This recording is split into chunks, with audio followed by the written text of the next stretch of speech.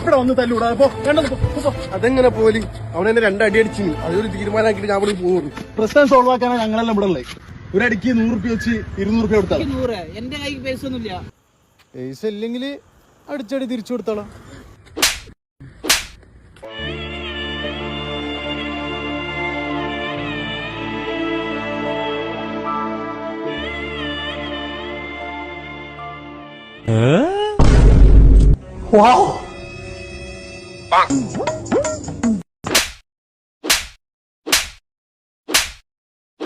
ഒരടിക്ക് 100 അല്ലേ? ഇന്ന് 500 പിടിച്ചോ. ഇജ്ജ് 200 എടുത്തോ, അവർക്ക് 300 കൊടുക്കും. ഓക്കെ, ശരിട്ടാ.